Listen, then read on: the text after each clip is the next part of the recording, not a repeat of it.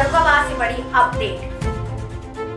खबर का बड़ा असर। एसीएमओ ने निजी नर्सिंग होमों में की छापेमारी। बिना फायर ब्रिगेड की एनओसी के संचालित हो रहे निजी नर्सिंग होम। खबर IBN न्यूज चैनल ने चलाई प्रमुखता से। जी हां, बड़ी खबर फर्रुखाबाद से निकलकर आ रही है।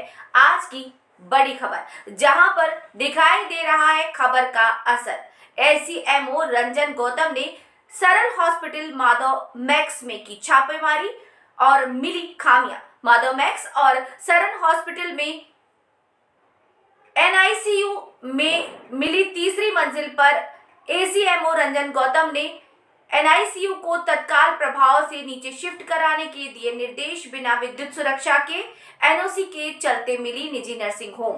अधिकांश आग लगने की घटनाएं बिजली की घटिया किस्म के तार और बिजली के ओवरलोडेड की वजह से होती हैं।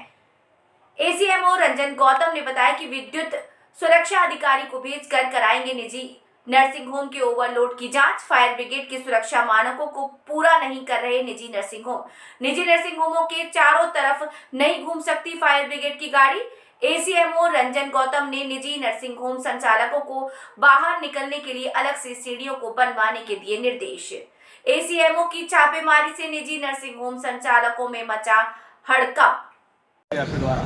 देखिए, मेरे द्वारा जो यहाँ के ऐसे अस्पताल है जिसमें SNCU, NICU, सिक न्यूबॉर्न केयर यूनिट या न्यूबॉर्न इंटेंसिव केयर यूनिट है, उन अस्पतालों का निरीक्षण करके मैं इस निष्कर्ष पर पहुंचा हूं कि यद्यपि अस्पताल बहुत अच्छे से डेवलप किए गए, किंतु हमारा पर्पस अस्पताल की बिल्डिंग से इम्प्रेस होना नहीं है, बल्कि हमें वहां एडमिट पेशेंट्स की सुरक्षा, सेफ्टी को देखना। तो जो यहाँ थोड़ी बहुत कमियां थी और यह इससे पहले वाले अस्पताल में थी, जैसे सीढ़ियाँ चौड़ी बनी हुई हैं लेकिन उन पर एंटी स्किट नहीं लगा है, तो एंटी स्किट लगेगा। अगर कहीं फायर डिटेक्शन अलार्म में काम चल रहा है, फायर एक्सटिंग्विशर एक्टिव हैं, उनको चेक करा के देखा गया। हॉस पाइप्स वेल्ट इनबिल्ट हैं और उनको मोटर और टंकी से कनेक्ट किया हुआ है। मैं किसी दिन आगे मॉक ड्रिल भी करूँगा। तो मैंने कुछ इंस्ट्रक्शंस दिए हैं कि हमें SNCU और NICU की वैकल्पिक व्यवस्था चाहिए, एग्जिट की, निकासी का एक पुख्ता वैकल्पिक इंतजाम होना चाहिए। तो मैंने इनको वो सारी चीज़ों से अवगत करा दिया है और ये उसको एक गिवन समय में, गिवन टाइम में उन सब चीज़ों को रिमूव करेंगे।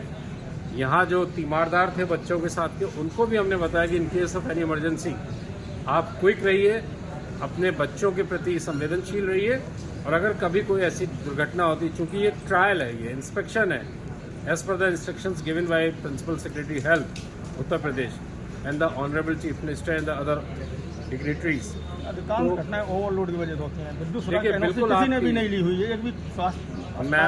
मैं आपको ये बात बता रहा हूँ, बात सिर्फ फायर NOC की नहीं है। 15 मीटर से ऊंची किसी बिल्डिंग को फायर NOC लेना आवश्यक है।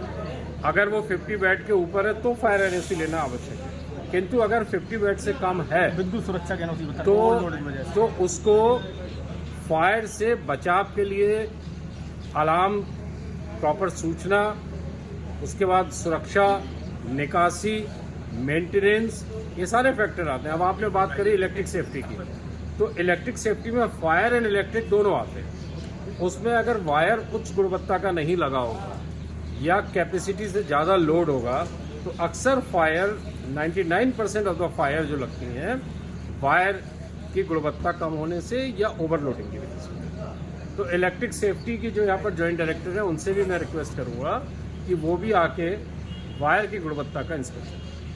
धन्यवाद।